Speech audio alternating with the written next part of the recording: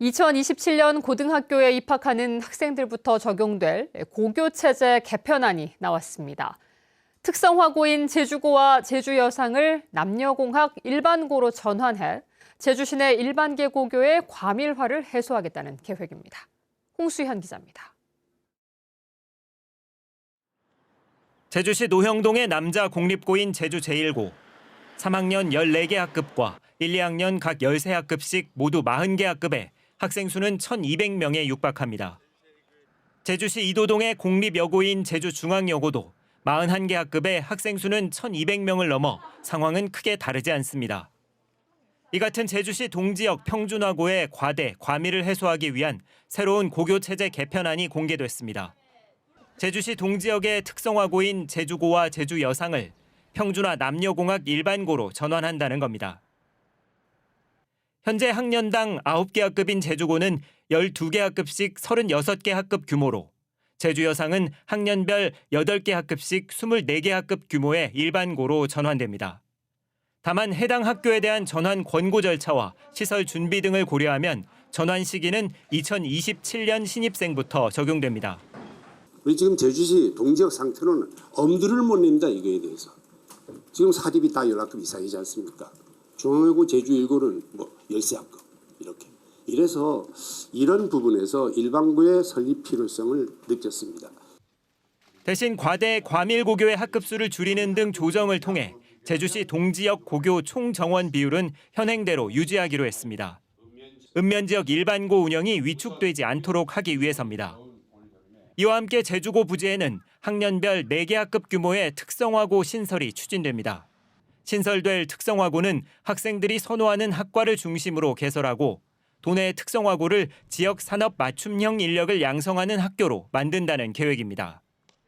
급격한 산업이 변화가 일어나고 있는 시점에서 신산업, 신기술 분야에 대한 지속적인 학교 지원이 이루어질 수 있도록 직업지원센터를 구축하여 모든 학생들에게 직업교육의 혜택을 주도록 하겠습니다. 또 남영고 체육관은 앞으로 읍면지역 학교 통합에 맞춰 이전을 위한 협의를 계속하기로 했습니다. 애월고 미술과와 함덕고 음악과는 현행 체제를 유지하되 학급 수를 늘리는 방안이 검토됩니다. MBC 뉴스 홍수현입니다. 제주 대표 축제인 제주 들불축제가 환경 파괴와 산불 우려 등으로 논란이 일자 제주시는 불놓기 없는 축제를 추진하고 있습니다. 그런데 지역 주민들이 불을 놓는 방식으로 축제를 하도록 주민조례를 발의하면서 오름 불놓기 논란이 다시 시작됐습니다. 이소현 기자입니다. 오름 전체를 태우는 이색 축제로 27년 동안 이어져 온 제주 들불축제. 하지만 환경 파괴와 산불 우려의 논란 끝에 올해 축제는 무산됐습니다. 제주시는 수기형 원탁회의와 전국 공모 결과 등을 바탕으로 오름 불놓기를 폐지하고 대신 빛과 조명을 이용해 내년 3월 축제를 열 계획입니다. 운영위원회에서 제시한 권고안을 반영해서 다음 축제 때부터는 탄소 배출, 산불, 생명체 훼손에 대한 우려가 있는 오름 불놓기는 볼 수 없게 될 예정입니다. 하지만 지역 주민들은 제주시의 결정에 반발하고 나섰습니다.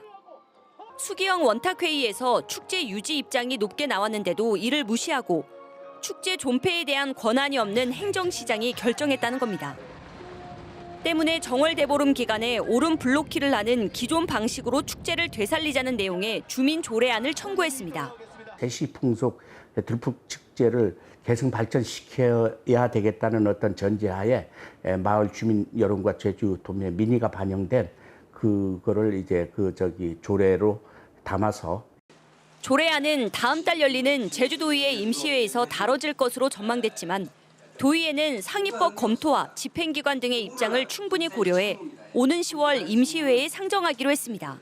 특별한 법적 사무와 임의적 사무를 좀 정리할 기간이 있기 때문에 이번 임시회는 부득이 상정이 곤란합니다. 제주시는 만약 주민 발의 조례안이 통과되면 제주도에 제2요구를 요청하는 방안을 검토하는 것으로 알려졌습니다. 불을 없앤 축제 계획에 다시 불을 놓는 조례안 발의로 혼돈에 빠진 들불축제. 제주 들불축제의 오름 불놓기 개최 여부가 재점화된 가운데 도의회가 어떤 결론을 내릴지 들불축제의 방향에 대해 귀추가 주목됩니다. MBC 뉴스 이소연입니다. 건설 경기가 얼어붙으면서 공사 현장에서 임금 체불이 크게 늘었습니다. 전체 체불 금액이 200억 원에 달하는데 지난해보다 50% 넘게 증가해 추석 명절을 앞두고 노동자들의 피해가 심해질 우려가 높아지고 있습니다. 이따금 기자가 보도합니다. 내년 1월 준공 예정이던 전력거래소 신사옥 건설 현장. 공사장 앞에는 임금 체불로 유치권 행사 중이라는 현수막이 붙었습니다. 문이 닫힌 공사장에는 건물 뼈대만 남았고 사용하지 못한 철근과 자재들이 나뒹굽니다. 시공사가 노동자 임금과 공사비를 주지 않으면서 올해 3월부터 공사가 중단됐습니다. 올해 초 2달 동안 골조와 목공 작업을 하고 임금을 못 받은 노동자는 1,200여 명. 받지 못한 임금만 3억 원에 달합니다. 노인만이라도 해결해두라는 얘기예요. 지금 지급할 수 있는 거. 그 사람들 하루 보러 하루 먹으니까 노임이 가야 가정생활을 할 거 아니에요. 올해 임금을 못 받았다며 고용노동청에 임금 체불을 신고한 노동자는 2,661명. 체불 금액은 194억 6,800만 원으로 지난해 같은 기간보다 51%나 증가했습니다. 특히 건설업 체불 임금 비중이 45%로 87억 원이 넘었습니다. 주택시장 침체로 건설업체들이 문을 닫으면서 임금 체불 규모가 확대된 것으로 분석됩니다. 전반적으로 돈의 미분양 증가라든지 건설 경기가 좋지 않다 보니까 이 건설업체에 대한 체불 임금이 좀 45% 이상 상당 부분을 차지하고 있는 것으로 이렇게 판단이 되어지고요. 제주도는 관급 공사의 경우 추석 전에 공사 대금을 먼저 지급해 임금 체불을 최소화하겠다는 입장. 민간 부문의 체불 임금도 고용노동부와 협력해 지원하는 방안을 마련하겠다고 밝혔습니다.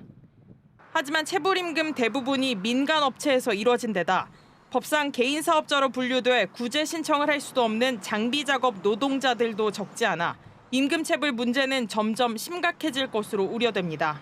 MBC 뉴스 이따금입니다. 제주도가 일제에 강제 병합된 경술국치일을 맞아 오늘 조기를 개항했습니다. 경술국치일은 경술년인 1910년 8월 29일 일제의 강제 병합으로 우리나라가 국권을 상실한 날인데 제주도는 아픈 역사를 기억하기 위해 2014년부터 조례를 제정해 조기를 개항하고 있습니다.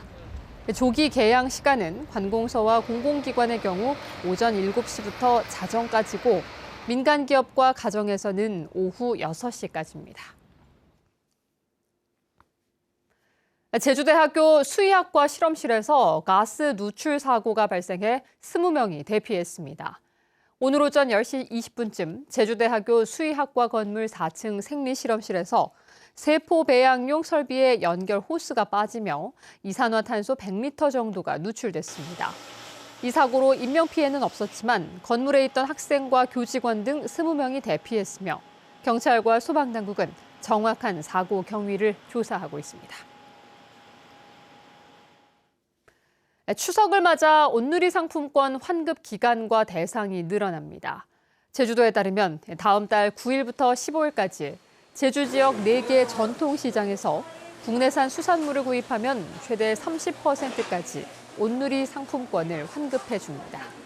행사 기간이 기존 5일에서 7일로 이틀 연장되고 서귀포 향토 오일 시장도 추가돼 대상 전통시장이 4곳으로 늘었습니다.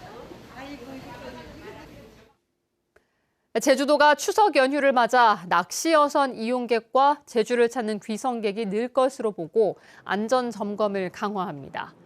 제주도는 다음 달 20일까지 최근 2년 동안 안전 점검 실적이 없는 어선 26척을 대상으로 통신기기 작동 상태와 정기 검사 여부 등을 점검합니다.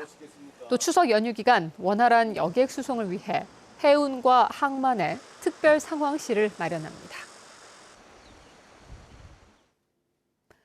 제주를 분산에너지 특구에 우선 지정하는 방안이 추진됩니다. 더불어민주당 문대림 의원은 제주와 섬 지역을 분산에너지 특구로 우선 지정하도록 하는 내용을 담은 분산에너지 특별법 개정안을 대표 발의했습니다.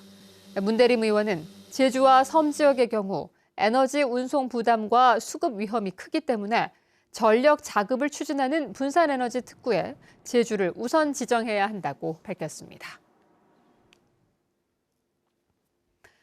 응급의료 전용 헬기를 안정적으로 관리하고 정비할 수 있는 경납고 설치 공사가 시작됐습니다.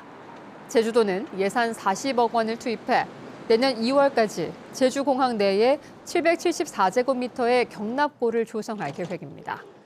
그동안 닥터 헬기는 중산간인 서귀포시 남원읍 수막리에서 대기했는데 기상 악화 때는 이착륙이 어려워 응급환자 이송에 어려움을 겪었습니다.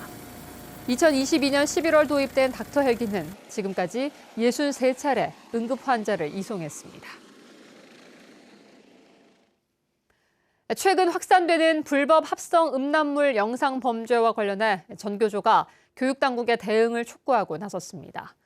전교조 제주지부는 불법 합성물 성착취물 피해가 전국에서 속출하고 도내 14곳의 학교명이 확인되지 않은 채 떠돌고 있다며 교육청이 디지털 성범죄를 신고하고 상담할 수 있는 대응 체계를 조속히 마련해야 한다고 요구했습니다.